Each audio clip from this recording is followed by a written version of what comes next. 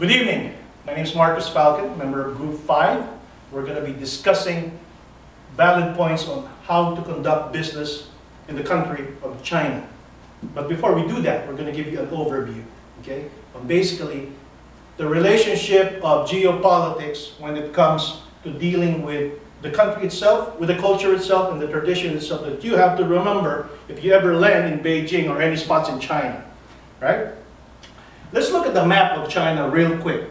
How many people are there in the world that are of Chinese nationals? 1.2 billion. 1,200,000,000 Chinese.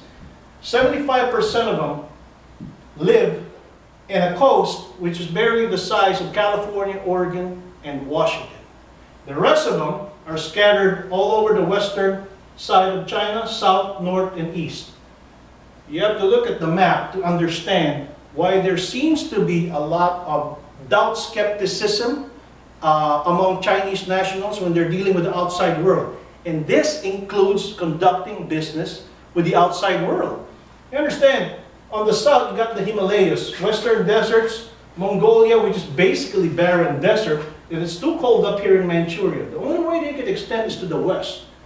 Why do we hear China so at this present stage that's always been highlighted in the news? Because this is the perfect time for them to stretch out in the business world, with the Western world. That's why there is so much control in trade, in business, and the monetary exchange, which my counterparts here are going to explain to you guys in a little bit. That brings up also a number of traditions that you may want to remember. First of all, there's no personal space when you go to the Orient.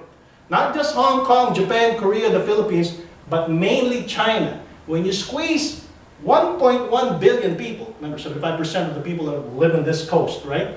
In such a tiny locale, personal space is not the essence. Not like in America when you come in there.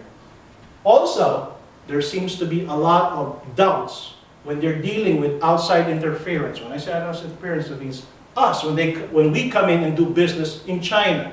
So they trust their family, they trust their friends, and they trust their business associates. Which means, when you go up there, you got to establish some form of rapport. So time to them is about, it's not about, okay, let's make a deal now and sign a contract. It doesn't work that way. You got to have that time. You got to have that build-up of relationship. And to them, it doesn't matter how long it takes. They know that. They know you don't have the time. So they're going to milk you for that. Right? So you got to be patient and persevering in this realm. Also, when I say something about family and friends, it's not what you know, it's who you know in China. So I am going to emphasize that, because that is extremely important when you're dealing with business structure back in China. So with that in mind, I'm going to turn this over to my counterparts. They're going to talk about banking etiquettes. They're going to talk about money exchange. They're going to talk about what's the right way to actually dress up and to behave in different manners to conduct business in China. Hi, my name is Ashley. I'm going to talk a little bit about some do's and don'ts for men and women conducting business in China. One of the things that's really different in China versus the United States is there are a lot of women that hold higher positions in many of the companies, and so you may encounter a lot of CEOs that are women and women that are just holding higher positions in the hierarchy within some of these businesses. The culture is really about building relationships, and so it would be customary to bring a gift for your host. And there is a difference here. If your host is a man, you're going to bring a gift for him, his wife, and his staff. If your host is a woman, though, on the other hand, you would just bring a gift for her and the staff, and you would not bring a gift for the husband. Another thing to note is that they, as Marcus said, they have differences in their personal space. And so when men are friendly or they're feeling very fondly towards their colleagues, they may come and touch you. And it would be okay for a man to touch a man, but it is not okay for a woman to touch a man or for a man to touch a woman. And then I'm going to talk a little bit about dress. So I thought I would start off with considerations on color. So some very good colors to wear in China are red, yellow, and gold. And as far as your dress, you're going to want to go with darker tones, more muted colors, and make some more like traditional and conservative choices. Something that is really different there is white is not a very good color to wear. White for them symbolizes death, and the other thing to keep in mind is not to wear green hats, and make sure that you don't wear white socks.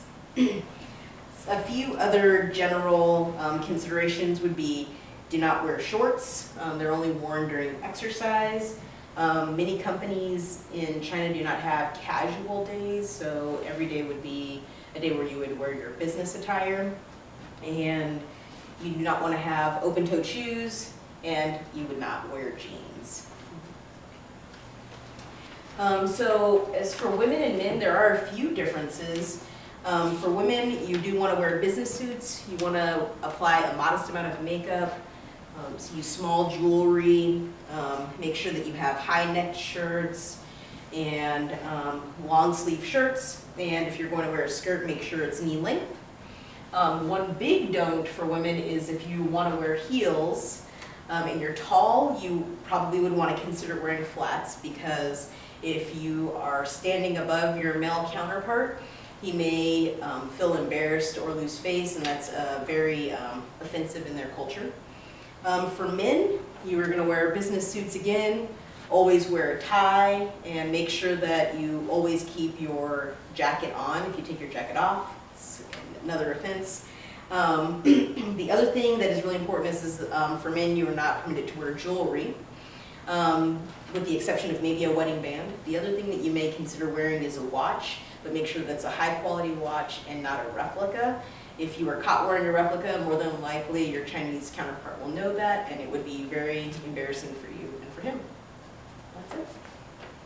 My name is Alexei, and I would like to talk to you about banquets and dinners in China while you're doing business. So entertaining guests and inviting people for dinners is one of the best ways to establish guanxi, which is that relationship, that trust. And when you get invited to the dinner, usually they start at about 5:30 to 6 o'clock in the evening. So be sure you're on time, and when you get there, you might be asked to remove your shoes.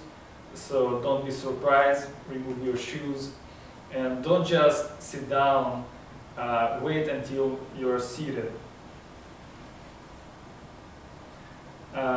When you're having a conversation, don't just jump in and talk about business. Follow the lead of your host.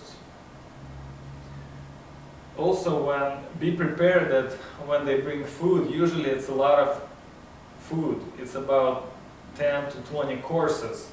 So the best thing is to just sample each dish. Don't leave your plate empty. That shows disrespect to the host, because it shows that you're still hungry. And also, don't leave your plate untouched. That also shows disrespect. So just sample each dish. Also, don't stick your chopsticks vertically into the rice. That tells them it's bad luck. Slurping, making sounds, spitting bones is totally fine. Reaching in front of people, it's acceptable. So don't be afraid to do that.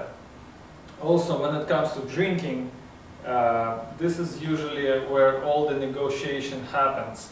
So be sure you're participating. Even if you don't drink alcohol, you can still drink water and juice, but show your participation. And when the fruit is brought, that means the banquet is coming to an end, and you should prepare to leave. My name is Evangelina Carter, and I'll be talking about business transactions in China. And main point that we want to focus on is the fact that if you are an American company who's waiting on funds from China because they're investing in your company, there's a lot of red tape, a lot of paperwork that needs to be filled out and get approved from the government in order for you to receive those funds. If the paperwork goes through and you do get approved, the banks, because they are approved, because they are owned by the government, you could still be waiting up to 12 months in order to actually receive those funds. These transactions tend to be anywhere in the amount of $50,000 and above. So if you're investing in that amount of money, you could be waiting up to 12 months to get that money here or get that money there. And it's not just transferring money from China out of there into the US, but also if you're an American citizen and trying to purchase something, it takes a couple days extra for the transaction to fully go through, because when you're transferring money to there, they want the money transferred from US dollars into UN.